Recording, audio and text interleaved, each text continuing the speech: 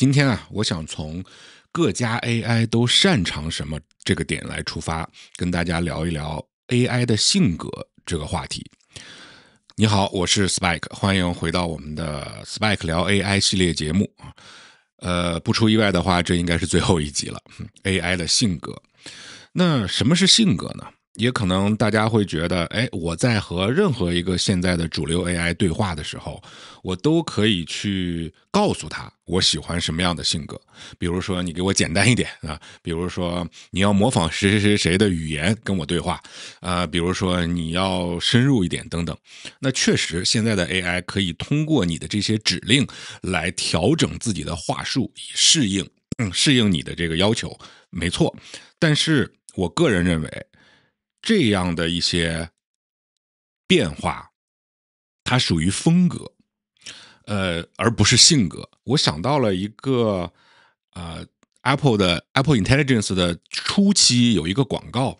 我還把它做了一個漢化，後來因為版權問題給下架，放到雲盤裡了。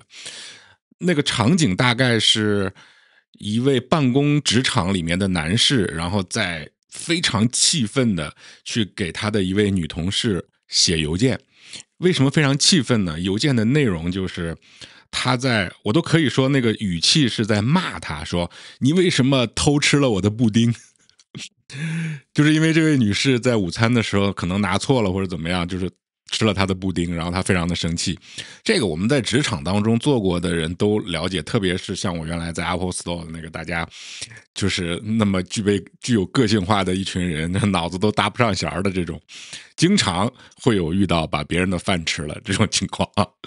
所以就是一個特別接地氣的這樣的一個場景。然後他这個廣告呢，其實就是當這位男士滿滿的寫了一屏幕對這位女同事的抱怨之後，不當心的一眼瞥到了這個他旁邊放着一個好像是一個玩具布偶熊，那個熊的衣服上写了一個字，好像是 be kind 或者是什麼 friend 這種，就是要友好一點這種感覺。然后突然让他有了一种一個那個我不知道大家有沒有這種情況，就是你不知道怎麼回事就突然冒出來一種想法，說我這樣會不會太不禮貌了等等，就這樣，對吧？然後呢，這個廣告就拍到了他的顯示屏，然後他在他的郵件編輯頁面還沒有點發送的時候，調用出了 Apple Intelligence 的寫作工具，然後選擇了一個禮貌的這種寫作風格，然後2秒鐘之後，隨着一個漂亮的這個就是閃着彩色光芒的過渡動畫完成了之後，大概2秒鐘，那麼這個郵件呢就變成了一封非常有禮貌的，並且又不會，而且還把事情給說明白了的這樣的一個郵件的內容，然後發送出去。結果呢，廣告的結束的時候，這位女士就買了一小杯新的布丁送到這個男士的面前。那我為什麼要跟大家聊這個廣告呢？原因就是因為我想到了風格，因為這個廣告的結尾的大標語寫的是 change your tone。 這個 tone 其實我原本以為這個 tone 它指的是音調，就是應該是那個音調指的是音樂領域的，就是比如說我是 C 調 D 調 E 調，對吧？你是唱哆還是哆還是哆啊，這個叫 tone， 英文 T-O-N-E。 然後我是因為看了這個廣告後面這個標語，我才第一次意識到原來這個英文單詞還可以理解成語言語氣和表達風格這樣的一種意思。所以我認為大家給 AI 去下的那種指令，讓你模仿一個什麼樣的風格，那個就屬於 tone， 就是你說話，你跟我說话這種風格，但是我不認為那個屬於性格。那真正的性格應該是什麼樣子呢？比如說雖然我覺得現在的 AI 已經完全的同質化了，但是呢，其實你縱觀各家的 AI 吧，它還是有一些不同的这个你可以說性格吧，也可以这麼說吧，有一點點，但是非常的不明显。更明显的是同质化。如果你非要抠这一点点不明显的风格的这个性格的話呢，你会有點感覺，比如說 ChatGPT 就有點那種學術範兒那種感覺，對吧？像這個老師教導學生的這種感覺。而這個馬斯克的Grok 呢，就是有點我不知道說流氓小混混是不是合適，明顯不合適了啊。但是他就是有點那個放蕩不羈的那種感覺，就跟馬斯克的性格有點像。其實你能感受到一點的，問同樣的問題，對吧？然後這個Google 的這個 Gemini 呢，就其實跟這個 ChatGPT 差不多了，他們兩個同質化比較嚴重，我個人認為啊，都是有點那種學術範兒啊，就是比較完整啊、傳統啊那種正式啊的那種風格啊。那即便你讓它改變風格，其實它也不會有太大的差異啊。所以我聊的是這個問題。首先，我們知道了性格跟風格不一樣啊，它是完全不一樣的兩個範疇的東西。第二個呢，就是現在的 AI，雖然你也不能說絕對沒有吧，但是這種差異其實是可以忽略不計的。你看 AI 各家 AI，它在反饋你的問題的時候，它的回復基本都是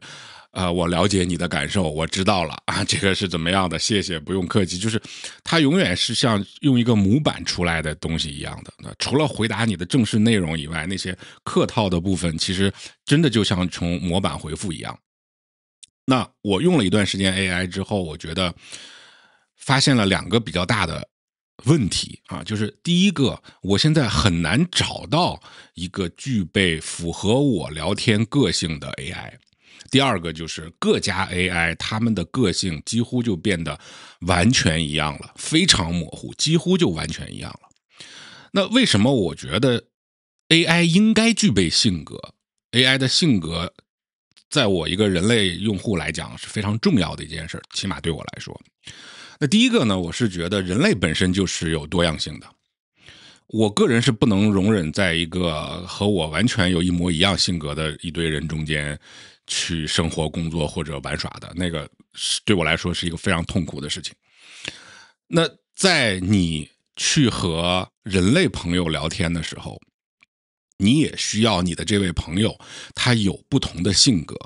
那這樣呢，你們的聊天才能夠逐步的深入，或者說能夠帶來更多的情緒價值，或者是技術價值，或者等等等等。那如果一樣的話，走到極端就是自己跟自己聊天。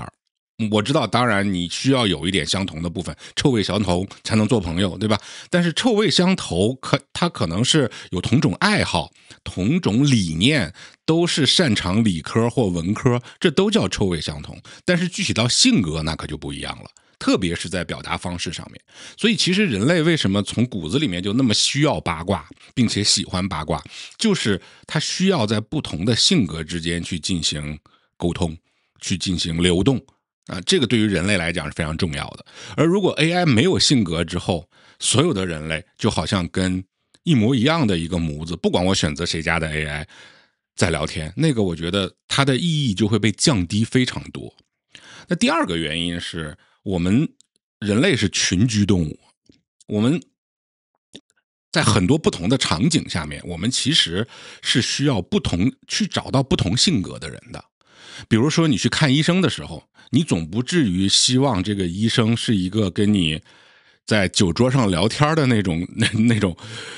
侃侃而談的性格吧？你總希望他是專業的、嚴謹的，能夠給你提出有效的建議的這種風格。而如果你想去學習某項新的技能，你總希望你的老師是循循善誘的，是什麼由淺入深的等等這種性格。你也不希望他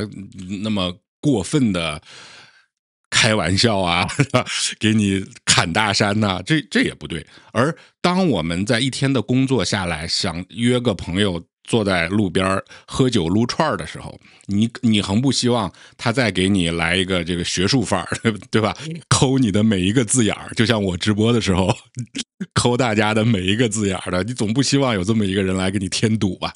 所以其實在我們人生當中，其實不同的場景它是需要不同的性格的。我們在需要 AI 幫助的時候，其實可能會因為各種各樣的原因，比如說很多時候，比如說我們家小朋友身上起了一個小紅包包。這個時候我可能就拍個照片去問 AI， 那你有這麼多家 AI， 請問我選誰呢？其實我很多時候就是隨機選。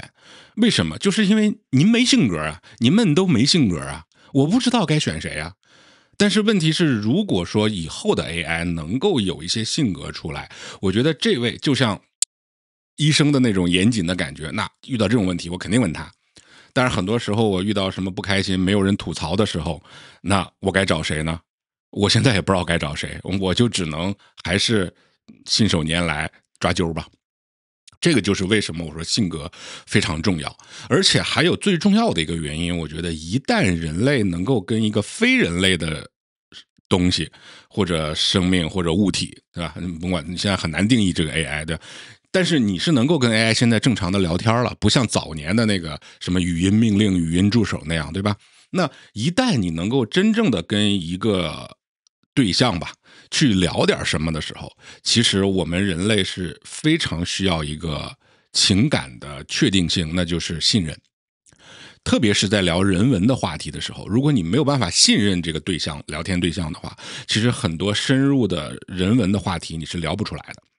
啊。那當然科技的話題可能是另外一個範疇啊。那我之前也聊過了 ，AI 要想普惠大眾，那一定是要有人文的這個因素在裡面才可以的。那你才能夠普惠大眾嘛，上到老奶奶，下到小朋友，对吧？都可以用得到 AI。那這份信任該如何讓人類感知到呢？那我覺得性格的不同，各家 AI 持着不同性格走在人類社會，走進人類社會，其實更重要的是讓這些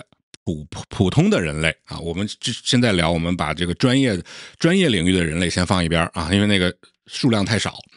我們讓普通的人類會對這種有性格的 AI 能夠產生更大的信任。因為大家想想看，很多時候人類在需要幫助的時候，他其實不是需要一個100%不會出錯的這樣的一個人在幫助他，特別是人文的問題啊。當然你別給我說我出車禍了我要開刀，我不能找一個100%給我開刀準確的醫生，我還得留點錯誤在裡面，那個是瞎扯，那是另一回事，能不能做到再說。但是在這種情況下是另一回事。但是在其他日常的聊天，特別是我又回到人文的这個環境當中，其實人們其實對於我來講，我反而不希望全都對啊，我希望的是他有性格有矛盾。就比如說您看我的節目啊，各位只要你能點開我的節目，能看到這兒，能看到此，哪怕是新用戶，現在是你看的我的頻道的第一期節目，那你能看到這兒，說明我聊天還是讓你能接受的，对吧？那我相信你想一想，你接受的是我的什麼？是我說的特別對嗎？我嘗試過上一期寫稿子給大家念，我不知道你們感覺怎麼樣，但是最起碼我感覺怪怪的。我所以這一次我就又把稿子給放下了，我又信口胡塞了，對吧？那為什麼會這樣有這種感覺？是因為我是一個自媒體，我是來跟你聊天的，我不是一個教科書。我跟那個教科書相比，對各位觀眾來講，我跟一個教科書相比，我的意義是什麼？如果我試圖寫稿子，我個人認為那就是我跟教科書在準確性上面去比賽，那我能贏嗎？我不覺得我能贏。但是您各位能看我的節目，我相信是因為我把我自己的生活展現在你面前，把我自己的思考展現在你們面前，把我自己的矛盾展現在你面前。我不瞞大家說，我把我大概有幾期節目的這個文字稿啊，就是我先想到啥說啥，甚至是直播啊，然後我用 AI 去識別出來那個字幕，把這個節目的字幕我再塞給 AI， 讓它判斷一下，你說我這期節目聊得怎麼樣。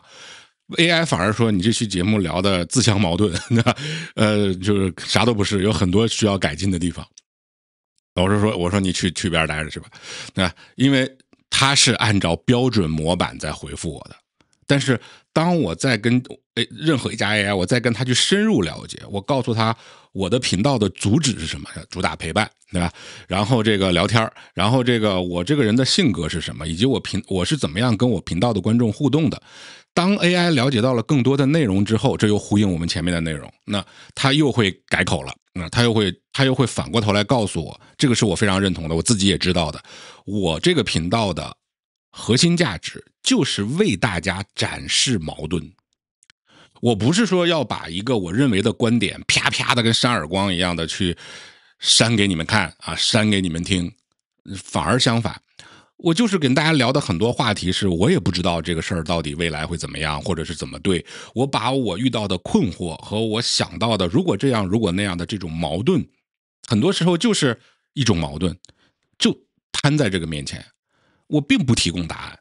那我覺得反而這個才是人類最需要的。那也就是因為這個我才覺得 AI 如果想更深入的滲透到人類社會，那麼 AI 的性格也非常的重要。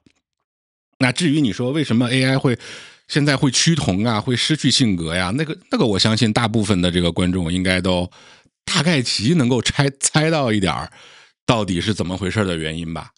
比如說審核的壓力，比如說什麼那個話叫怎麼說的，喂語料，对吧？喂這個語料，也就是說來自於用戶反饋的這些誤導，因為大部分用戶可能不会像我這樣跟 AI 深度的交流，或者告訴他更多的屬於你個人的細節。那這種情況下呢，大部分用戶就是只是會說你錯了，這兒改那兒改，對吧？那他要符合用戶的這個語料的這個填位啊反饋，那會有這方面的誤導。那麼還有一個呢，就是技術上面的趨同。你看现在我們堂而皇之的把那些有 AI 產品的公司都叫 AI， 但其實我反覆的跟大家強調，如果倒退15年，我都覺得這玩意兒根本不叫 AI。而事實上，在真正的行內人看來，現在的我們俗稱的 AI 也真的不是 AI。那我再說一遍，你說不是 AI，可能觀眾會問我，你說不是 AI， 那是什麼呢？這我說過好幾遍，那我今天再說一遍，它是大語言模型。大語言模型不能完全跟 AI 劃等號 ，AI 是一個很泛指的概念，就是人工智能由人類創造出來的一種智能，這個叫 AI。而現在大家用到的那些 ChatGPT 啊，什麼 Gemini 啊，什麼那個叫 Grok 啊，什麼亂七八糟，那全是大語言模型，它底層的技術邏輯完全是一樣的，所以性格也就完全趋同了。那為什麼說我覺得未來需要 AI 有性格更多樣化一點會更好呢？之前聊過了一些，對吧？那其次呢，我覺得如果說未來所有的 AI 他們的性格全都一樣，而拼的只是誰的算力強，你看現在是不是有點這樣？现在是如果按照现在的这个路徑繼續發展下去，當然這個絕對不是我希望的，這個就像原來那個芯片的發展一樣， Intel 有一段時間就是拼主頻嘛，然後後來就是堆核心嘛，那 AI 也是一樣的，我希望 AI 在堆算力之後能夠更有一些不一樣的東西。那比如說這個 Gemini 就比較適合多模態的這個 AI， 它更適合幫你去修圖啊什麼的，這個挺厲害的，對吧？這個 ChatGPT 就沒有辦法做得那麼好。我希望在這個本質上你能夠做出一點差異來，這個我覺得是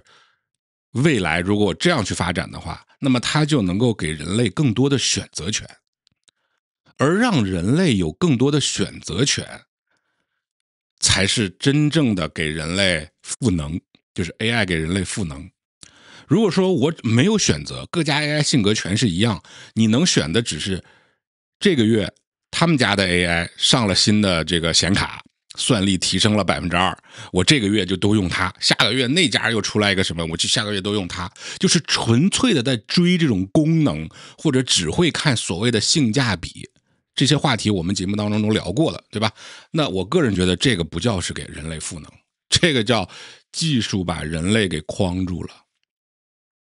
你完全是在為了技術在消耗你的精力。表面上看，我選擇這個，我選擇那個，是因為你好，我選擇這個。你一會兒過了一會兒，你好，我要選擇那個了。但實際上看，你沒有選擇，你沒有選擇，你只是在被那些大公司的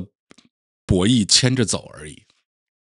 所以这個我個人的看法啊，給大家去分享一下。那接下來的時間呢，我想跟大家重點聊一個 AI。那其實我們頻道的這個觀眾都會猜到了啊。剛才聊了那麼多家的 AI， 唯一沒提的就是 Apple AI、Apple Intelligence。那它是怎麼樣的？它有沒有性格呢？當然，我看了一下時間，偷瞄了一眼，這個 Apple 的 AI 是應該是會具體的又再開一集了。這個你看，我是不是現身說法？前後矛盾了，對吧？剛一開始的時候我說各位好，這有可能是我們 AI 系列的最後一集了，結果講着講着發現完蛋啊，時間不夠了，還得再開一集專門去聊一聊 Apple AI 在這些眾多 AI 當中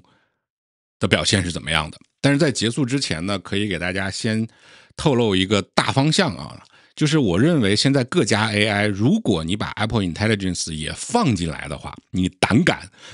把 Apple Intelligence 也放到這個 AI 討論的這個大的話題當中去的話，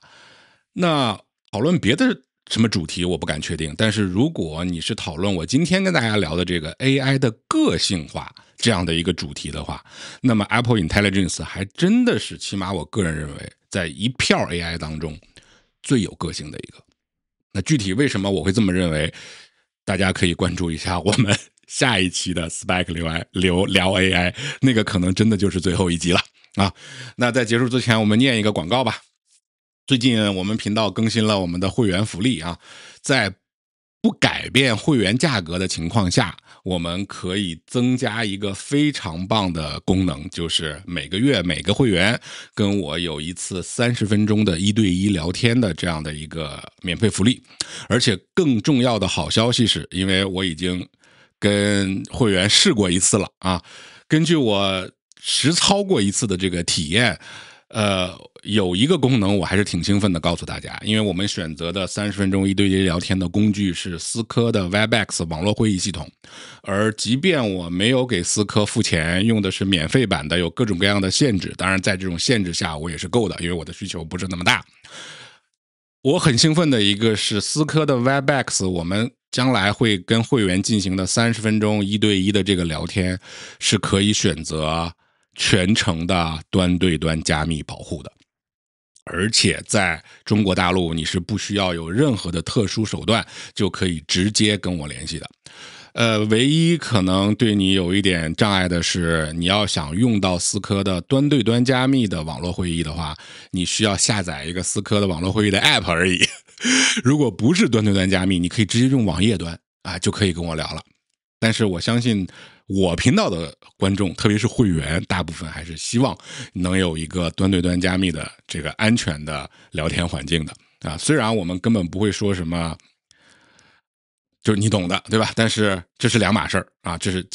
咱們清醒的認知，這是兩碼事兒。能聊什麼呢？原則上什麼都能聊，但是呢，根據我的頻道的內容，大家